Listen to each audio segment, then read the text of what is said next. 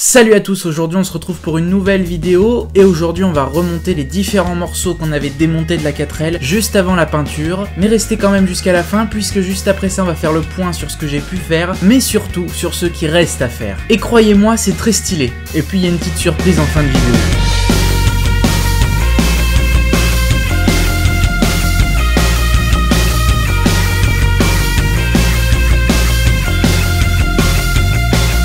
Et donc on attaque directement avec le remontage des pièces de la 4L, c'est assez rapide. Ici on remonte juste le rétroviseur normalement, il y a deux vis avec un petit cache en plastique qui va par-dessus. Ça se clipse très facilement et ça y va nickel. Ensuite les poignées, je les ai redémontés par la suite pour mettre un point de mastic, histoire que les poignées soient étanches et que l'eau ne rentre pas dans la voiture. Et vous pouvez serrer ensuite les boulons, en faisant attention de ne pas les faire tomber dans la portière. Vous pouvez ensuite rebrancher les fils du phare arrière.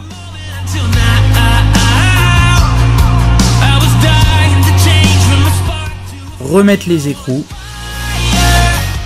et les serrer fort, sans trop les serrer puisque c'est des inserts qui sont dans la tôle et donc si vous serrez trop fort ça peut arracher les inserts de la tôle. Vous remettez le cache du phare.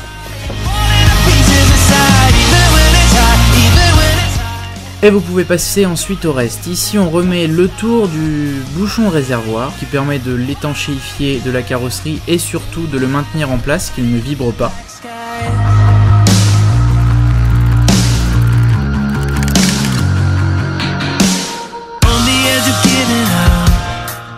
Puis vous pouvez remettre, si vous en avez, les attaches capot que vous aviez enlevées.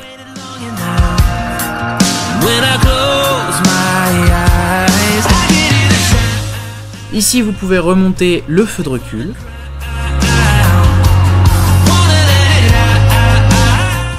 Il y a 4 vis, faites attention à bien nettoyer tous les contacts puisque les contacts se font avec ces vis là pour la masse du phare. Donc si c'est oxydé ça ne marchera pas.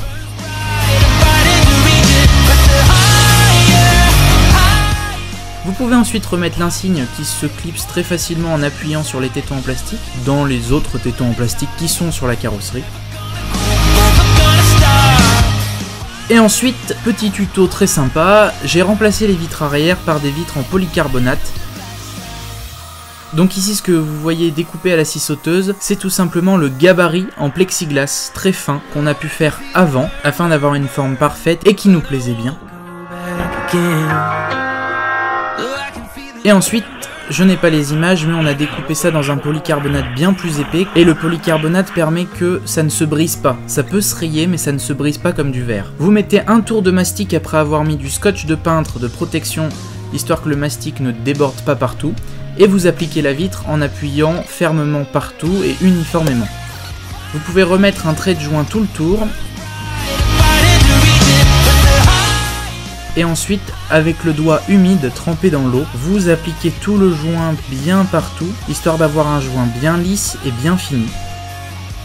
Faites attention à ne pas en mettre partout sur la vitre, une fois que c'est mis ça ne part pas. Et justement le scotch sert à délimiter un certain endroit jusqu'où vous voulez que le mastic aille. Et une fois que vous enlevez le scotch, ça fait un trait très droit et très propre, qui fait très pro.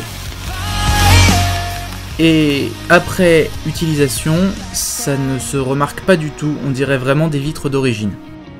Alors voilà, le remontage est terminé, j'ai pas toutes les vidéos, j'ai pas voulu tout filmer parce que c'est exactement la même chose que pour le démontage, c'est juste les étapes inverses, faut tout remettre, la grille, les essuie-glaces, enfin tout ce que vous aviez pu démonter. Et maintenant on va pouvoir passer au point de la préparation de la 4L. Alors ça fait longtemps que le projet 4L a commencé et aujourd'hui on est à peu près à jour sur l'avancée des travaux. Il y a des épisodes qui sont en cours de montage, il y a des épisodes que j'ai tournés plus récemment que vous n'avez encore pas vu, mais globalement dans le timing on est plutôt bon. Et puis petit teaser, dans cette vidéo vous allez sûrement avoir apparaître 2-3 petites choses qui n'ont jamais été présentées sur la chaîne, qui sont des choses qui ont déjà été faites sur la 4L mais que vous n'avez pas encore vu. Et puis pour ceux qui auraient vu le clip que j'ai posté il y a quelques semaines, il y a vraiment beaucoup de petites choses qui sont visibles dans ce clip et que je n'ai pas encore présenté en vidéo. Mais pour ce qui est de la vidéo d'aujourd'hui, on va faire le point sur ce qui a été fait, sur ce qui reste à faire, et surtout sur les choses que j'ai dû faire dans l'urgence et que je n'ai pas nécessairement filmé, puisque je n'avais pas le temps, ou tout simplement je ne voyais pas l'utilité d'en faire une vidéo complète. Bon, pour commencer, et j'espère que je vais pas en surprendre, mais le fait d'avoir d'avoir reporté mon 4L Trophy 2019 à l'édition 2020. C'est en soi une très bonne chose pour moi et Hugo qui est mon coéquipier, puisque depuis que j'ai la 4L, j'ai fait 8000 km en roulant quotidiennement avec, et j'ai eu de nombreux problèmes qui en fait n'auraient pas pardonné pendant le raid. Alors il faut savoir que j'ai acheté la 4L en 2013 à un papy qui n'avait pas pris soin du tout de cette voiture, et qui roulait à 50 km/h sur les routes de campagne, et moi du haut de mes 13 ans, j'ai obtenu cette 4L, je l'ai garée au fond d'un jardin pendant 5 ans en y faisant quelques petites réparations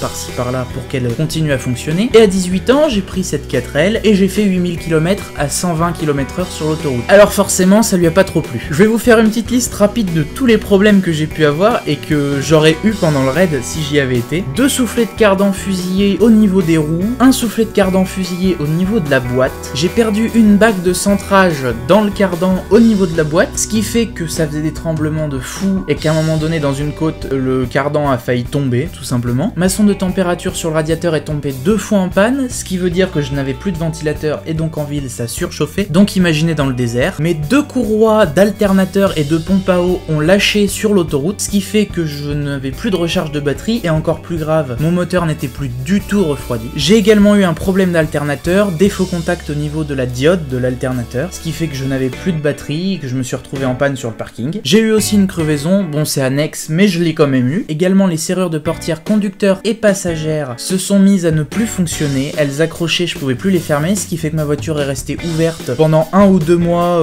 quand je la garais, je pouvais plus la fermer tout simplement. En fait tout ça c'est des petites choses qui sont en soi pas très importantes, mais quand vous mettez tout ça sur 8000 km et 7 mois d'utilisation, ça fait environ une panne toutes les 2 semaines et c'est quelque chose qui peut très vite vous taper un peu sur le moral et vous faire abandonner l'idée d'avoir une 4L pour voiture de tous les jours. Heureusement j'ai tenu et à force de changer toutes les petites choses et de persévérer, je commence à avoir une 4L qui tient la route et qui ne tombe plus en panne depuis 1 mois. Enfin bon, toutes les petites choses que j'ai pu vous citer qui n'y ont pas été, je les ai changées au fur et à mesure, mais également entre temps, depuis que je roule avec et un petit peu avant, j'avais pu faire des petites choses que j'avais pas vraiment présentées en vidéo. Donc bien avant, hein, dès que j'ai eu la 4L d'ailleurs en 2013, j'ai mis un radiateur grand volume en aluminium tropique, histoire que le moteur refroidisse mieux qu'avec le radiateur d'origine. J'ai mis un ventilateur de l'extrême prévu pour un moteur de 140 chevaux, autant vous dire que quand il s'allume, le moteur ne met pas longtemps à refroidir. J'ai ponté mon démarreur puisque le solénoïde ne fonctionne plus. J'ai ponté également mon ventilateur puisque ma sonde de température est HS. J'ai donc mis un interrupteur sur le tableau de bord avec un voyant témoin pour savoir que lorsqu'il est allumé. J'ai mis un thermomètre de température d'eau repris sur la durite de sortie du moteur. C'est pas très efficace mais au moins j'ai une température approximative. J'ai également mis à l'arrière des pseudo-bavettes histoire de protéger un peu mieux les longerons des projections et essayer qu'ils ne pourrissent pas trop vite. J'ai aussi bouché des trous dans la carrosserie. J'ai coupé les ailes arrière pour un démontage rapide et simple et je les ai riftés pour pouvoir les remonter facilement. J'ai mis une sono provisoire, enfin provisoire, le montage est provisoire mais ça va rester le même matériel par la suite. J'ai supprimé les vitres de porte arrière pour les remplacer par des vitres en polycarbonate comme vous avez pu le voir. J'ai mis un joint de coffre neuf également. Bon, maintenant le coffre, pour le fermer, il faut que je le claque comme pas possible, il faut que je lui écrase la tête, donc ce qui fait que j'ai enfoncé la carrosserie en bas du coffre à force de le claquer, mais bon, au moins il est étanche. J'ai également changé le feu de pluie et j'ai mis un petit feu sympathique sur le toit, vous en verrez un peu plus dans une vidéo future. J'ai également changé l'antenne et mis un faisceau neuf pour pouvoir écouter la radio, puisqu'avant ça ne marchait plus. J'ai fait un petit rangement de coffre provisoire, histoire de pouvoir classer mes bidons d'huile et mes bidons de refroidissement, mes bidons de lave-glace, tout ce qui est essentiel et que je dois avoir rapidement sous la main en cas de besoin. Et j'ai aussi passé environ 5 heures non-stop sur les feux de recul, histoire de refaire tout l'intérieur et toutes les connectiques internes, puisqu'un feu de recul ça vaut environ 40 € neuf, et donc j'ai préféré passer un peu de temps pour les restaurer. Mais je vous avoue qu'ils ne fonctionnent qu'à moitié aujourd'hui. Enfin voilà, il y a plein de petites choses qui ont été faites à droite à gauche, et à force ça commence à faire pas mal, et ce qui fait que la 4L maintenant roule parfaitement et que je n'ai plus de problème depuis environ